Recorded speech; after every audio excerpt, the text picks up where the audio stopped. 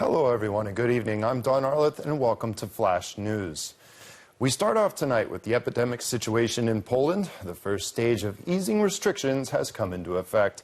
Shopping malls and museums have opened due to a drop in infections and deaths. In the last 24 hours, 2,500 new cases have been reported and 42 people have died. At the moment, 1.16 million people have been vaccinated throughout the country. There will be a small pinch. They are disciplined, determined and want to get vaccinated. To the left, please. Vaccinations are underway nationwide for seniors over the age of 70. There is nothing to be afraid of. It is such an obligation when it comes to vaccination. Over 200,000 Poles have already received 2 doses of the coronavirus vaccine. The vast majority of doctors and the majority of nursing homes residents have been vaccinated. To date, more than 1,176,000 vaccinations have been completed, with the first dose administered to over 976,000 people. Another 320,000 vaccines from Pfizer have also arrived in Poland. The monthly capacity of the system is over 3.5 million vaccinations. However, the number of vaccines is a limitation. By the end of March, Poland was supposed to receive over 9 million doses. We received about 6 million. However, Poles should be not afraid, convinces the Minister of Health, because nearly 100 million doses of vaccines have been contracted. We have a contracted potential to vaccinate 58 million people, which, as you can obviously see, fully secures the population of Poland. Seniors who cannot reach the vaccination points are helped by firefighters. Several thousand firefighters are involved in the initiative. We believe it is our job to help our neighbors. As the outbreak situation slowly stabilizes, the government is lifting some of the restrictions. There has been some stabilization in the data. They are slightly better. We are being very cautious and we hope that this trend will continue. After a month-long break, all stores and shopping malls are open. Well, let them open up, because people need to work. They need to make money. Everything under a strict sanitary regime. The staff reminds everyone if somebody does not disinfect hands to do so, and everything is as it should be. You can also visit art galleries and museums again. I am glad, and all museum and art gallery workers are glad as well, that we can at least open these institutions, which are the most safe in the sanitary regime. If the epidemic situation continues to improve, the government does not rule out further easing of restrictions. Restrictions are also being lifted in Italy, the first country in Europe and one of the worst affected by the pandemic. Will open restaurants, museums and schools in most Italian regions. However, the Italians' moderate joy is not shared by virologists, who fear a resurgence of infections. 300,000 Italian bars and restaurants are again inviting guests inside. There's cautious optimism, but we're waiting for the tourists to come back, and that's not going to happen. 2 million Italians have already received the vaccine. Over 600,000 have received the second dose. That's the most in the European Union, which is struggling with delayed shipments. Chancellor Angela Merkel has convened a crisis staff with state authorities. Germany is considering importing vaccines from China and Russia, or making its factories available to increase production of contracted vaccines. EU countries want to implement the so-called export authorization mechanism for vaccines, which would allow them to become independent from pharmaceutical companies if they fail to deliver on time. In Switzerland, a quarantine has been put in place for people arriving from the UK, Spain and Portugal, where new infections are so numerous that the most seriously ill are being transported to Madeira or to Spanish hospitals. In Austria, there were clashes between the police and opponents of epidemic restrictions. Similar protests were organized in the Netherlands and the Czech Republic.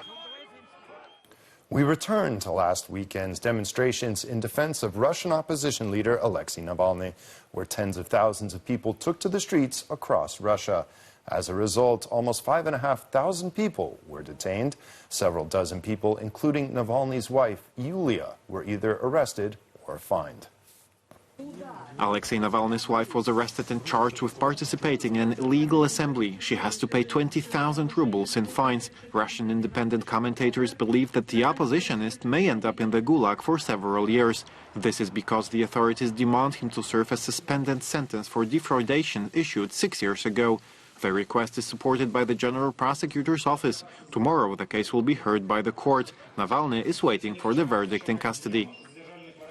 A military coup in Myanmar takes over the government. The military seized power and arrested ruling party politicians, including Prime Minister and Nobel Peace Prize winner Aung San Suu Kyi. It was announced on television that the state of emergency would last for 1 year, and power has been transferred to the commander-in-chief of Myanmar's armed forces. Words of condemnation are coming in from Brussels, Washington, and Tokyo. Military patrols appeared in the country's capital and access to the internet, television channels and cell phones was cut off. In the morning, army-controlled television reported that the military takeover was necessary to preserve the country's stability. In turn, the country's civilian leader and Nobel Peace Prize laureate called on people not to accept the military coup and urged people to start protests. The coup occurred as a result of growing tensions between the civilian government and the military following November's parliamentary elections. The ruling party won an outright majority, but the military claims that the vote was rigged. The coup has been strongly condemned by the UN Secretary-General as well as the head of the European Commission. Now we move on to snowstorm Orlena, which is hammering the east coast of the United States. It's all about snow, not only in New York, but also in Washington, D.C. and Virginia. Meteorologists forecast that up to half a meter of snow may fall by Tuesday. Snowstorms will be accompanied by strong winds which can reach speeds of up to 40 to 50 miles per hour. It is estimated that in New York City up to 7.5 centimeters of white snow can fall in 1 hour. The mayor appealed to residents to stay indoors. Classes in schools on Monday were held only remotely. In 20 centers and 7 clinics, vaccinations against COVID-19 were suspended. Power cuts are being expected. In turn, the governor of New York State has ordered the mobilization of emergency response units due to expected heavy snowfall, high winds and possible coastal flooding. According to CNN, snowstorm Orlene will affect an estimated 110 million Americans. And finally, as usual, we have some peculiarities from around the world for you. First, we go to Pakistan, where the streets of Peshawar almost look like those in an old movie. One of the city's residents, dressed as Charlie Chaplin, proves every day that the spirit of the legendary comedian is still alive and well, and his fame has no limits. A distinctive moustache, bowler hat, cane, makeup and walk, just like Charlie Chaplin. In fact, this is 28-year-old Usman Khan. He used to sell toys at a street stall, but since the pandemic he has started dressing up as the comedian to bring some joy to the streets of Peshawar. Every day he goes out on the town performing Chaplin's gags in style. He treats his work as a mission he does that non-profit, and the only reward is the audience laughter. This is how it was a year ago, and this is how it is today. If not for the pandemic, Venice would be now filled with masquerades, artists, performances, music and crowds of visitors. And so there is silence, peace and emptiness after the cancelled carnival. This is particularly evident in the famous St. Mark's Square, where there are hardly any amused Venetians and tourists. This year there are no events whatsoever. Last year the carnival still managed to take place, although due to the virus it was shorter.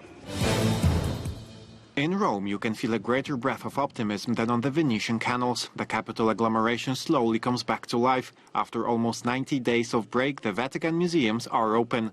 Reservations are required, but it is not a problem because there are almost no tourists in Rome. The Colosseum also welcomes visitors. Italians are thirsty not only for art, but also for a coffee outside their homes. Now it is possible, hence bars and restaurants have been opened in most regions. The old charm of four wheels floated over Paris. 700 vehicles from various eras could be admired in the French capital. Vintage cars covered the route leading along famous Parisian places and monuments. For lovers of old cars, it was an exceptional event. Not only could they show off their automotive gems, but they could also meet a group of enthusiasts in person.